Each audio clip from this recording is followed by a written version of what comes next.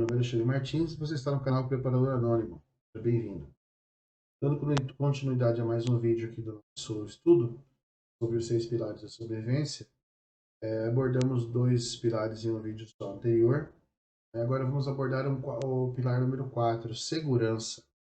Vem com a gente, vamos falar sobre esse tema tão importante.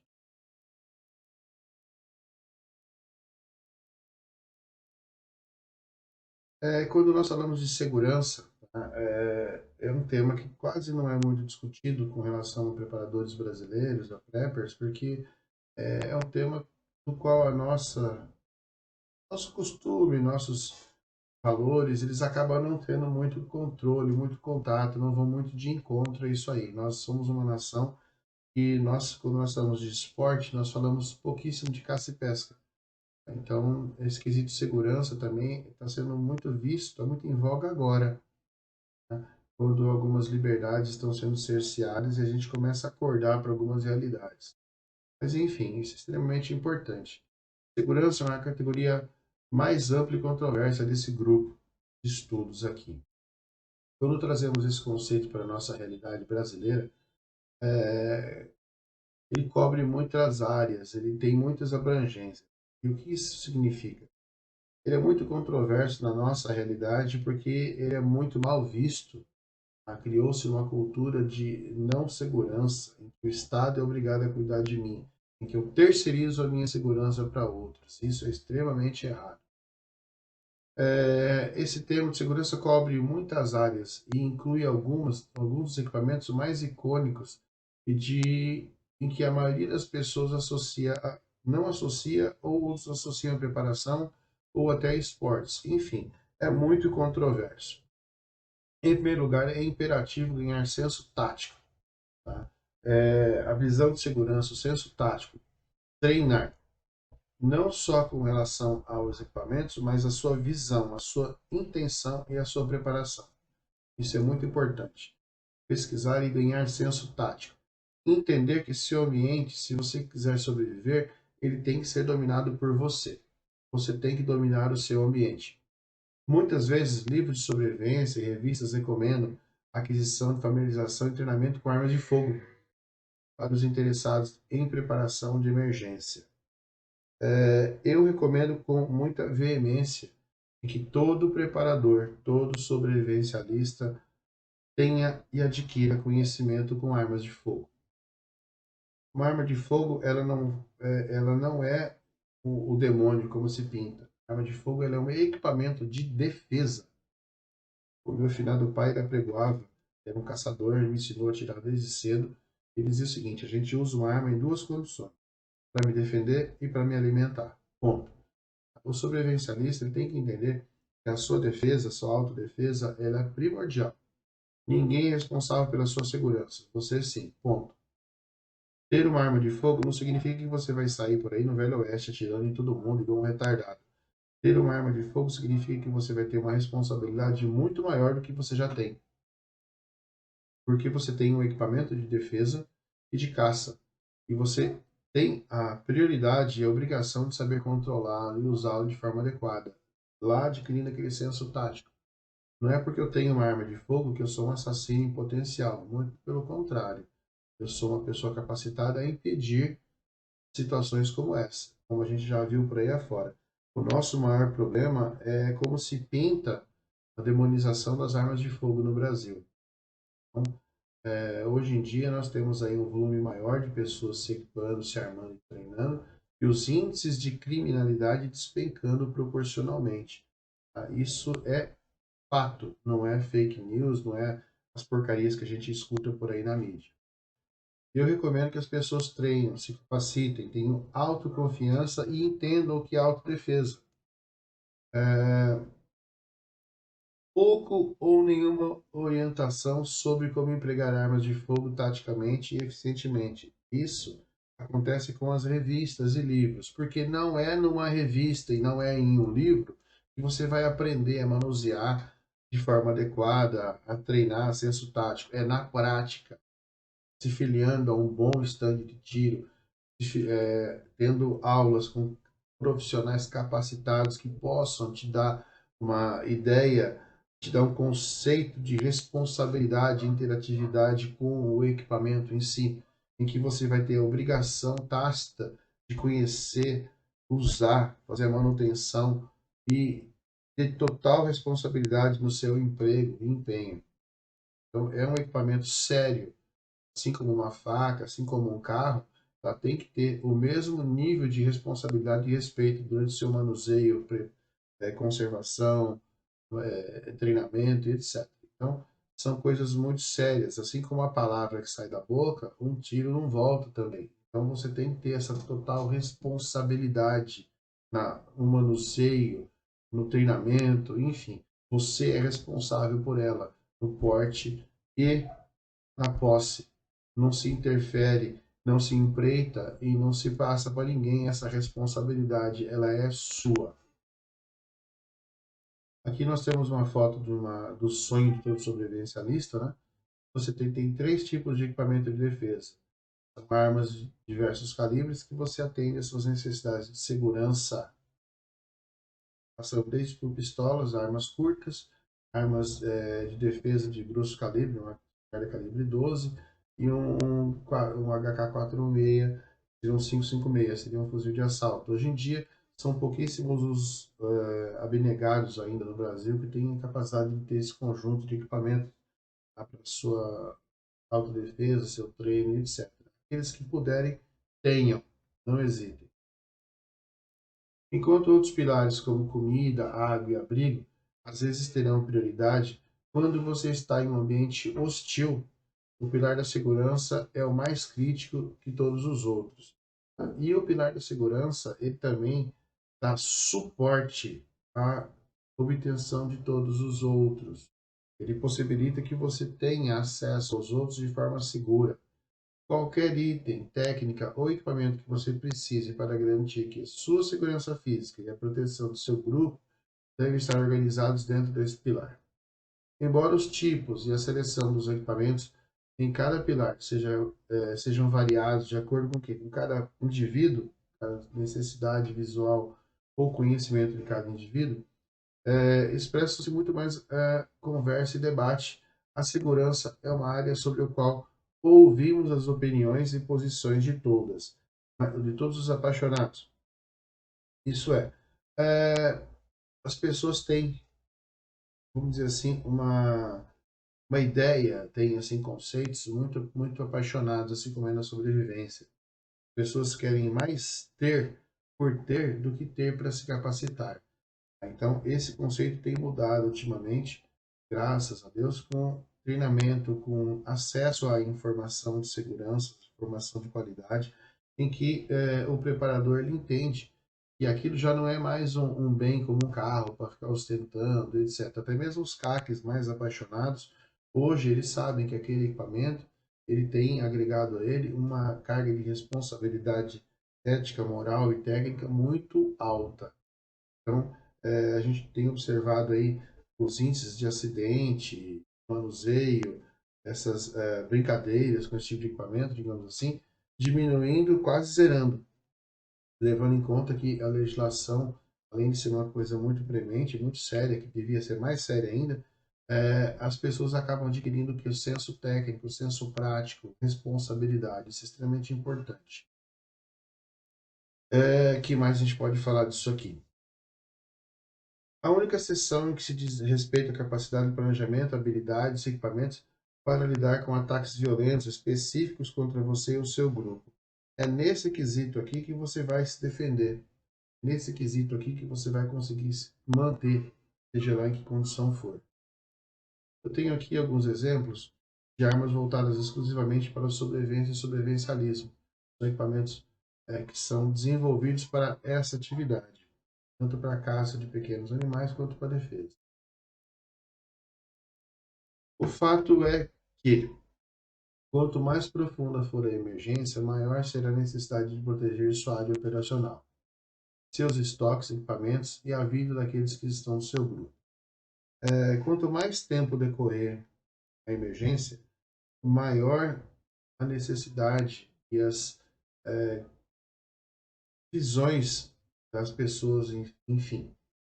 como que eu posso falar de uma forma mais adequada, não tão romantizada?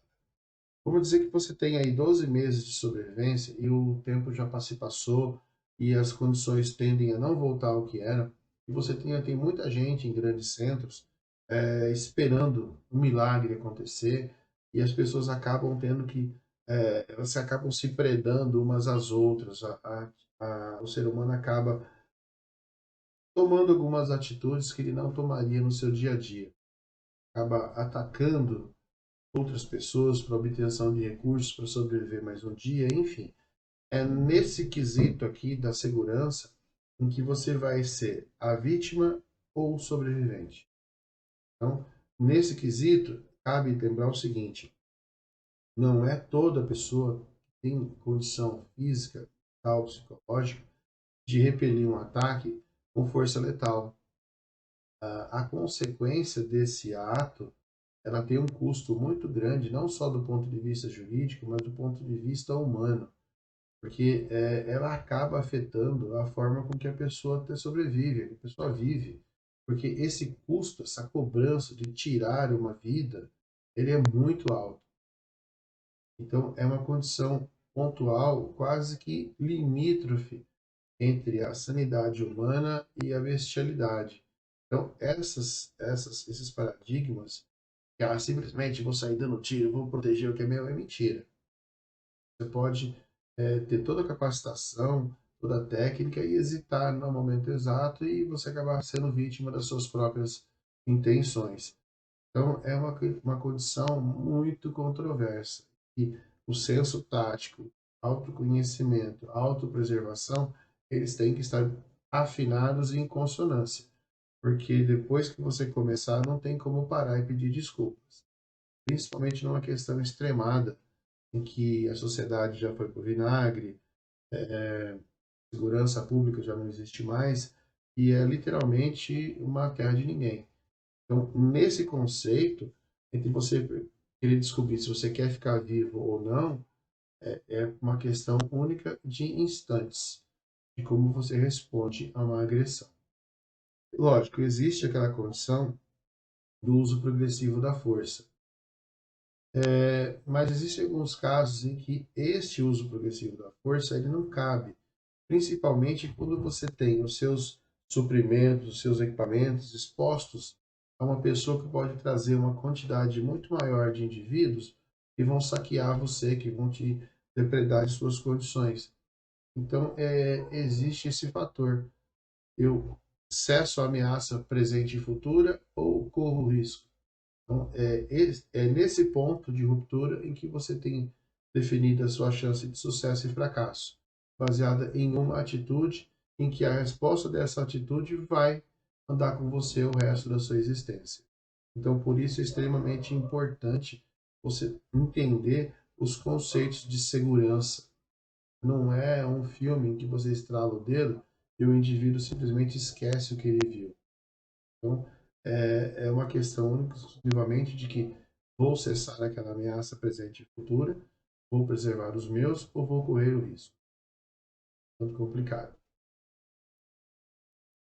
Para muitos, esse pilar requer uma jornada introspectiva, séria, que tem que terminar com a vontade de tomar qualquer medida para proteger a sua vida e a dos outros à sua volta.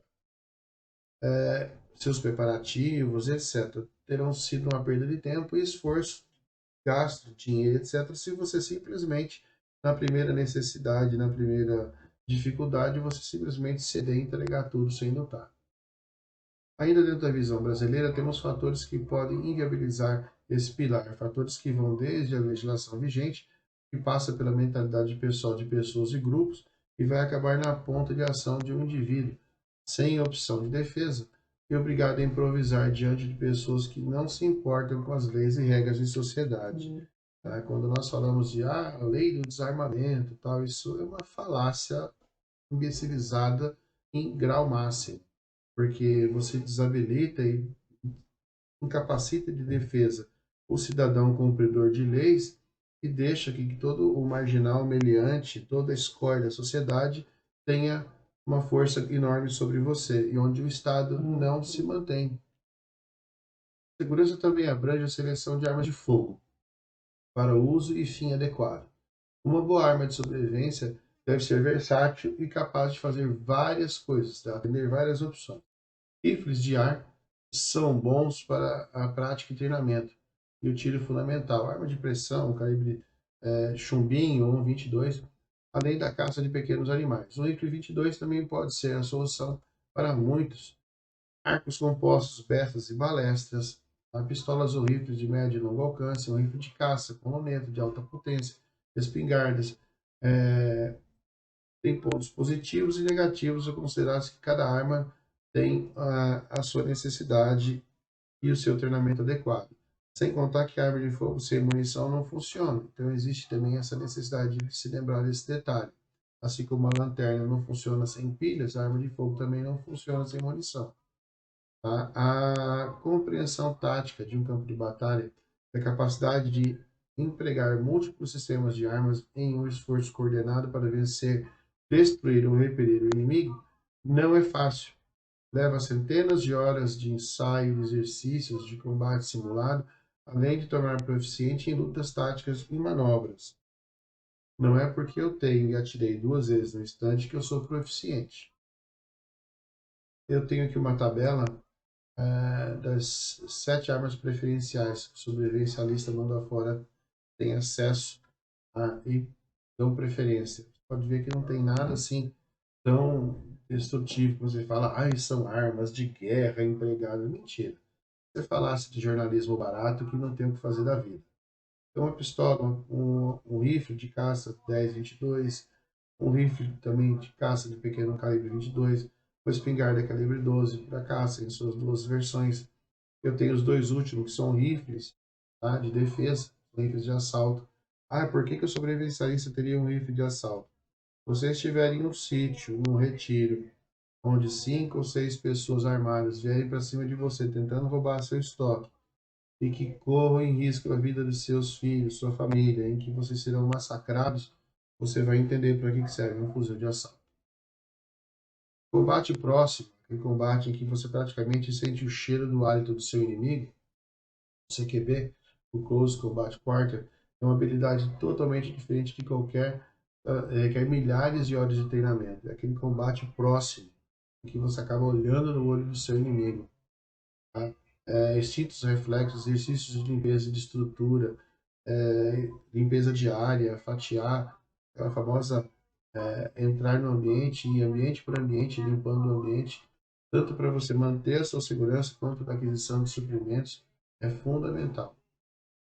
Os combates desse tipo de CQB eles se resolvem entre 1,5 m e 3 metros de distância. São combates brutais, assim, de curtíssima distância. Esse tipo de combate, onde a limpeza ou a liberação de ambientes, como sala a sala, andar a andar, casa a casa, compreendem alguns dos combates mais perigosos e brutais do mundo, não pode, e não podem ser tentados por amadores. Não adianta você estar armado com um revólver, uma pistola e entrar no ambiente e tentar fazer isso sem treinamento adequado. Você só vai ser mais uma vítima. Para fornecer segurança também pode ser necessário entender como estabelecer e executar um reconhecimento, uma emboscada ou até um ataque preventivo, se for o caso. Isso seria útil quando sua propriedade está sendo invadida por invasores que desejam fazer o mal a você e a sua família, ou um evento extremo, como a ocupação de uma força com um exército estrangeiro, em alguns casos. O inimigo não vai ter esse cuidado com você. Então, fácil de falar, difícil de fazer. Nós temos aqui aquela live com o Instrutor Casey, que ele demonstra esse tipo de condição. Uma força invasora, ela não tem o domínio do terreno, ela não conhece a área. Você deveria conhecer, deveria ter esse conhecimento, mas ela pode ganhar em números e em habilidades. Mas aí, conflitos contemporâneos, como o Vietnã e outros do tipo, mostram que guerras assimétricas são bem paliativas, em que você causa dano suficiente ao inimigo para dissuadi-lo daquela área. Você pode nem sempre estar em posição de usar uma arma de fogo para se defender. Muitas vezes você vai ter que usar o que? As próprias mãos no combate corpo a corpo. Tem que improvisar. Técnicas de combate corpo a corpo são tão letais quanto a utilização de armas de fogo, em alguns casos. Lutas faca, com objetos, enfim. Você tem que estar preparado para qualquer situação em que você espera apenas um final desejado, sair vivo. Ponto. A segurança inclui os meios de monitoramento de área também. Posso colocar câmeras, sensores, diurno, noturno, para defender ativamente ou passivamente o meu terreno, desde alarmes, equipamentos de vigilância, dispositivos de iluminação, até técnicas para se ver abaixo do radar. Outras habilidades, até opções de considerar. Dentro desses itens incluem habilidades específicas como o Greyman, tá? Armadilhas, sensores, tá? Uma gama de variedades de situações em que você tem que pegar o seu inimigo desprevenido dentro desse ambiente adequado. Assim como outros pilares requerem planejamento e dedicação, porém, é o processo mais difícil ao ser humano, por ter consequências muitas vezes irreversíveis e, como dito aqui, em terras brasileiras, difícil de determinar e obter suas necessidades, adquirir equipamentos e levar o treinamento necessário para usá-lo ao máximo de eficiência em um plano de juntar a todos. Ou seja, ainda, infelizmente, são pouquíssimas as pessoas que têm acesso a esse tipo de equipamento, da forma que ele precisa ou que ele planeja, e treinar. Treinar implica em custo de munição, que ainda é muito caro aqui. Nós não temos esse conceito de segurança, em que poderíamos validar e facilitar muito mais. Hoje é mais fácil você tirar um CAC, se filiar ao estande de tiro para poder fazer esse treinamento do que tentar fazer de forma individual. Lembrando que o porte de arma de fogo é restrito no Brasil a casos extremos. Por fim, é importante ter, pelo menos, uma compreensão rudimentar dos sistemas de segurança doméstica e outros dispositivos de segurança passiva e impedimentos como alarmes, câmeras, nunca conte com mais ninguém para a sua própria defesa. Gente, é extremamente importante que ao fazer o planejamento de segurança, seja ele com arma de fogo, com acessórios, etc., essa informação seja restrita a você e a membros do grupo. Crianças, elas têm que ser colocadas a par de locais que têm armadilhas, que têm conceitos desse tipo, para que elas mesmas, ao passearem, ao brincarem, ao se distraírem, não acionem esses sistemas, que podem chamar a atenção de quem está ao redor, tá? Ou como desabilitar sistemas importantes para uma emergência futura. Ou seja, todo indivíduo, inclusive crianças, que a idade adequada, que tem um nível de compreensão adequado, tem que treinar esse quesito de defesa. Todos. Nós vemos aí sobrevivencialistas infantis aí com 10, 12 anos atirando com proficiência extrema. Ah, mas eu não vou fazer. Vai sim, porque se houver uma emergência, ele pode ser o seu salvador. Seja agressivo. Utilize surpresa, velocidade e violência de ação. Não adianta você começar pedindo por favor para quem tem má intenção. A melhor defesa sempre foi o ataque. Seja ataque forte, agressivo, ataque para chegar destruindo, acabando com a intenção e a vontade do oponente. Não tem como se fazer um ataque de maneira cuidadosa, não tem como se fazer um ataque defensivo medindo forças. Ah, eu só vou até esse ponto para não machucar o coitado. Isso não existe.